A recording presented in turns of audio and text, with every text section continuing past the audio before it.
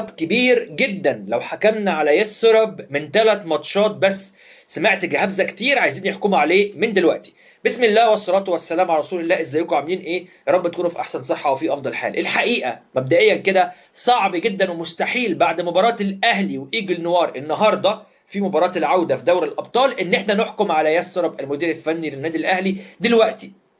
في ناس بتتساءل هل هو ده الاهلي؟ هل هو ده الشكل اللي احنا كنا بنحلم بيه للنادي الاهلي؟ اكيد لا. وايه السبب؟ وايه اللي خلى النادي الاهلي بهذا الشكل السيء قدام فريق ضعيف جدا اسمه ايجل نوار؟ الحقيقه اكبر نقطه قوه عند الاهلي واكتر شيء كان مميز عند الاهلي الفتره اللي فاتت ما كانش موجود النهارده، وهو الخط الهجومي الثلاثي الهجومي بن شرقي وتريزيجيه واحمد السيد زيزو. الثلاثي ده ما كانش موجود النهارده، ما كانش بيلعب. نزلوا كاحتياطي تريزيجيه وبن شرقي على مدار المباراه، لكن بدايه المباراه ما كانوش بيلعبوا على اساس ان ياسر بيدي فرصه لطاهر محمد طاهر واحمد عبد القادر ان هم يبداوا المباراه ونشوفهم ونتفرج عليهم، ومن خلال فرجتنا عليهم بقى وان هم ياخدوا مساحه من الوقت نقدر ان احنا نحكم. الحقيقه ما عنديش مشكله خالص ان الراجل عايز يتعرف على الفريق، ما عنديش مشكله خالص ان الراجل محتاج ان هو يشوف كل اللاعبين عشان لما يقول بعد كده في الميركاتو الشتوي مين هيجي ومين مش هيجي يبقى خلاص هو عارف ومقرر وشاف بعينيه اللاعبين كلهم. اللاعبين دول ضيعوا فرصة عمرهم النهارده، طاهر محمد طاهر وبالذات احمد عبد القادر ضيعوا فرصة عمرهم ان هم يظهروا بمظهر جيد، فرصة مش هتتكرر كتير لان الماتشات اللي جاية يا باشا حرفيا يعني مدعكه بكل الكلمه يعني. ماتشين في الدوري وماتشين في كاس السوبر المصري، فكلها ماتشات صعبه لا تحتمل القسمه على 2. الماتش النهارده عشان كان ماتش الى حد ما الراجل شايف انه في المتناول فحب يديهم الثقه وحب ان هو يشوفهم، لكن بعد كده مش هيكون متاح الكلام دوت.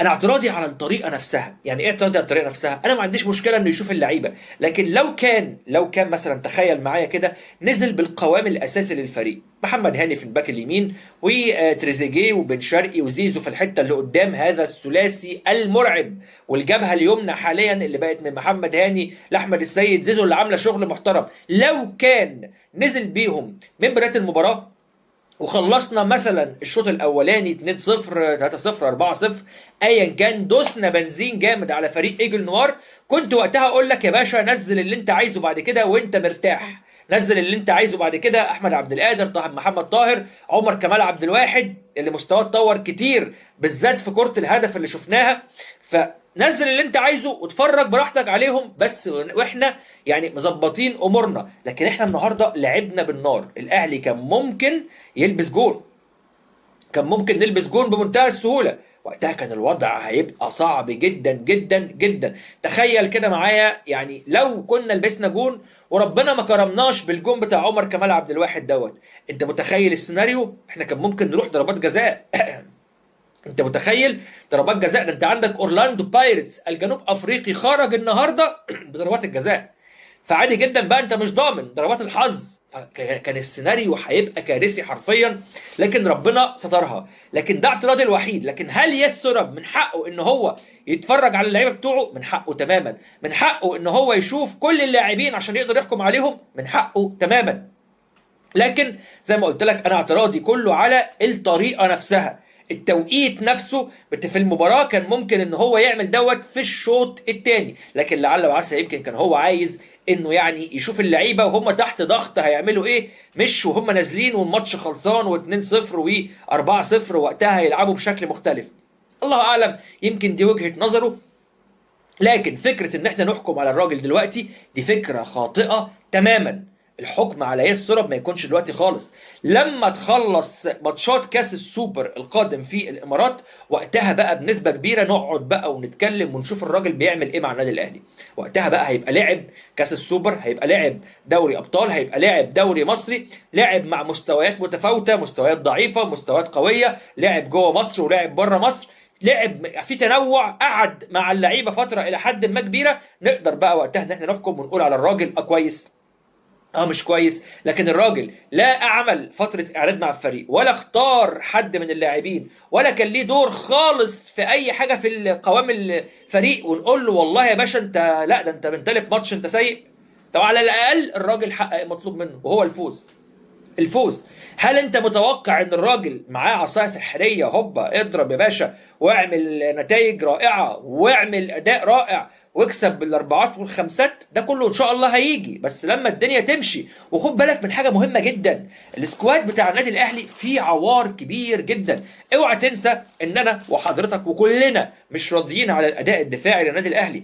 الرباعي الدفاعي للنادي الاهلي من اول محمد هاني وياسر ابراهيم ياسين مرعي احمد نبيل كوكا، الرباعي ده كلنا بلا استثناء مش راضيين عنه.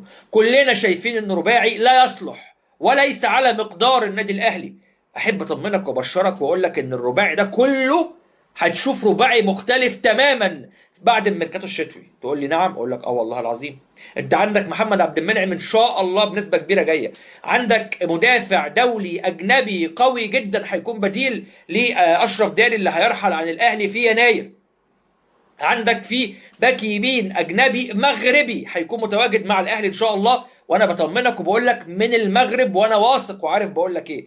عندك باك شمال محمود بن تايج ان شاء الله باذن الله هيكون متواجد مع الاهلي. فالرباعي الاجنبي دوت، الرباعي الدفاعي دوت هيغير شكل النادي الاهلي تماما، واكبر واقوى نقطه ضعف عندنا هتتحول باذن الله لنقطه قوه. لان هعيد وازيد، النادي الاهلي عنده في خط النص وعنده في مركز الاجنحه افضل عناصر في قاره افريقيا كلها. زيزو وتريزيجيه وبن شرقي رعب لاي فريق حرفيا، افضل ثلاثي كجناح في افريقيا.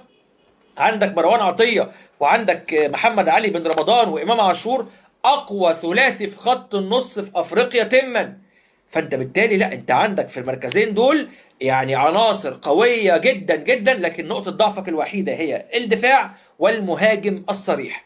طيب عايز اطمنك واقول لك يا باشا ان في خليه نحل شغاله في النادي الاهلي الفتره الاخيره، في كميه اجتماعات غير مسبوقه قبل كده اطلاقا بتتم على مدار الساعه ما بين كابتن سيد عبد الحفيظ وكابتن محمود الخطيب وكمان المهندس ياسين منصور، عايزين يوصلوا لافضل عناصر ممكن ان هم يوصلوا لها قبل الميركاتو الشتوي ما يجي. الناس مش عايزه تستنى لحد ما الميركاتو الشتوي يجي ونقعد بقى في مفاوضات ونقعد اللاعب ده هيجي، طب ده عايز 100,000 زياده، ده عايز 200,000. لا خالص، الاهلي عايز يخلص كل الهوم وورك بتاعه وكل اللي وراه من دلوقتي، عشان لما نروح ان شاء الله على الميركاتو الشتوي تبقى الدنيا معانا متستفه ومتظبطه وعارفين هنجيب مين ومين جاي ومين ماشي، ويبقى كل الكلام جاهز. اللي بيعجبني في سيد عبد الحفيظ انه دايما بيحب ان هو يعمل شغله بدري، بيحب ينجز دنيته، بيحب ينجز حاله.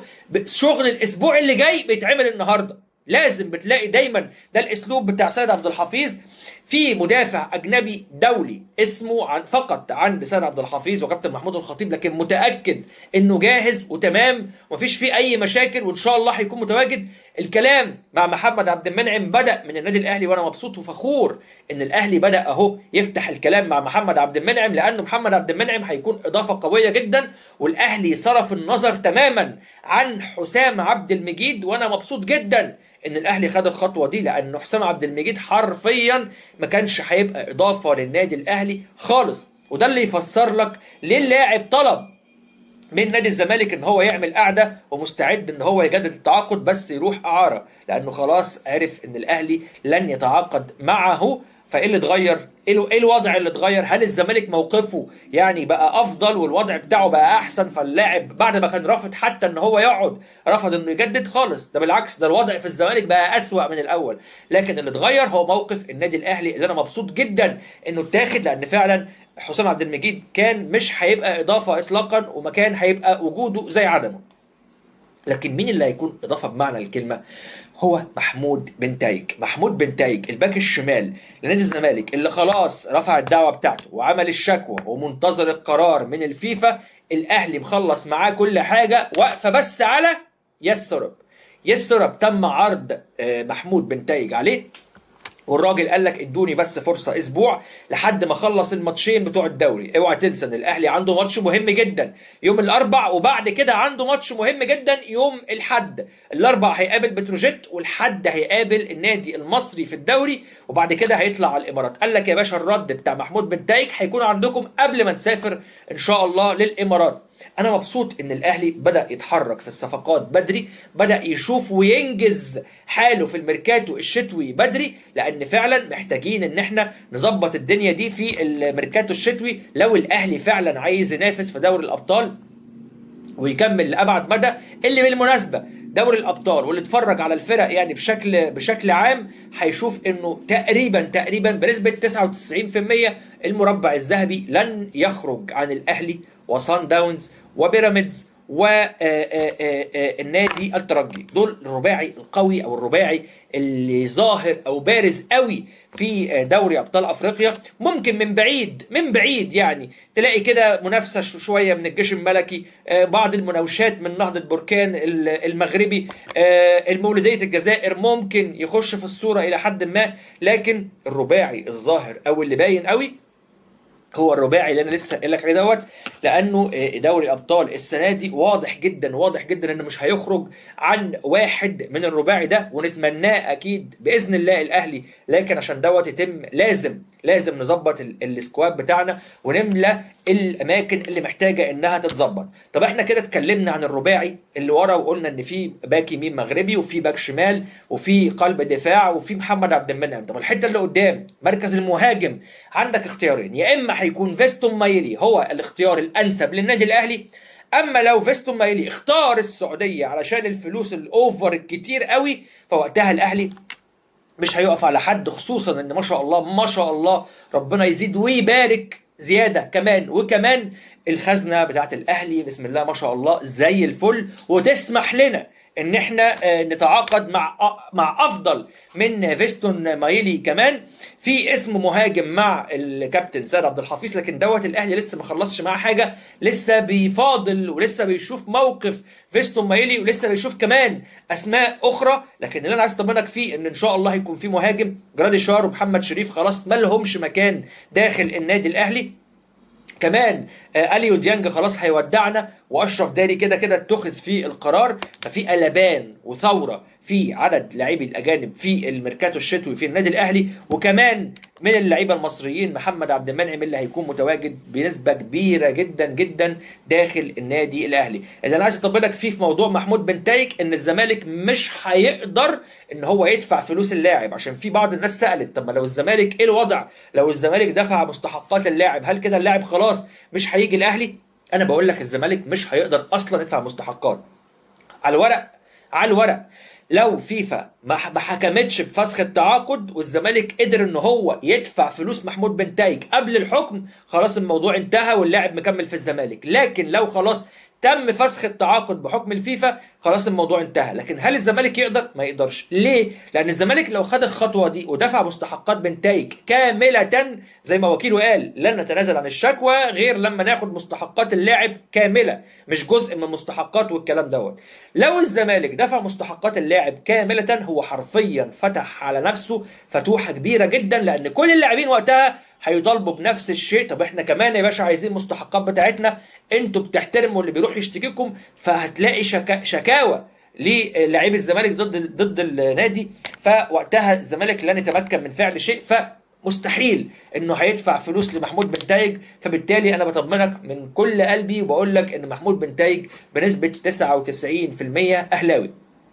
مش عايزين ننسى ان الاهلي كسب، مش عايزين ننسى ان الاهلي النهارده فاز على ايجل نوار بعد ما فاز عليه في الذهاب وبعد كمان ما فاز على الاتحاد في الدوري المصري. الاهلي ماشي كويس، ما نزعلش من اللي حصل النهارده. اللي حصل النهارده عباره عن تجربه، لاعبين الراجل بيجربهم، ما نحكمش على الراجل. اوعى تنسى ان احنا تاهلنا دور المجموعات ودي خطوه مهمه جدا، واللي جاي اصعب واصعب. عندك ماتشين في كاس السوبر وماتشين في الدوري، لازم قمه التركيز. وانا واثق من خلال رؤيتي لشغل المدرب واضح جدا ان هو في جمل متمرنين عليها اللعيبه، واضح جدا في تطور في اداء اشرف بن شرقي اللي النهارده عمل كره حلوه قوي لاحمد نبيل كوكا وكان ممكن يحرز هدف، لكن للاسف كوكا يعني مش محتاج الواحد يتكلم عليه ومعروف راي الواحد فيه ايه، ضيعها وجت جنب القايم. وكمان في تطور في مستوى عمر كمال عبد الواحد اللي النهارده احرز هدف اتعمل له تمريره حريريه، بص ملبن كده، من محمد علي بن رمضان لعمر كمال عبد الواحد. عمر كمال عبد الواحد الكوره دي بنفس الشكل دوت كانت بتضيع منه عادي جدا، كان بيضيعها عادي جدا. النهارده قدر ان هو يحرزها وبشكل حلو جدا. فواضح ان في تطور في اداء اللاعبين، وانا متاكد ان شاء الله مع الوقت ومع المباريات باذن الله هيكون في شكل افضل وافضل. مبروك لكل الاهلاويه، ويا رب دايما في انتصارات، وان شاء الله باذن الله نتقابل والاهلي دايما كسبان. لكل اللي ما يعرفنيش يا اخوانا، احمد السيد اهلاوي اخوكم، عامل قناه على اليوتيوب بتكلم عن اخبار الكره المصريه واخبار النادي الاهلي. وان شاء الله باذنك يا رب كل اللي متابعيني عارفين ان دايما الانفرادات والحصريات وكل الاخبار الموثوقه دايما بتكون موجوده هنا في القناه. فلو انت مش مشترك اعمل اشتراك في القناه وفعل زر الجرس عشان باذن الله يوصلك كل جديد. ولحد ما اشوفكم في حلقه قادمه، ليكم مني كل الحب والتحيه والاحترام. السلام عليكم.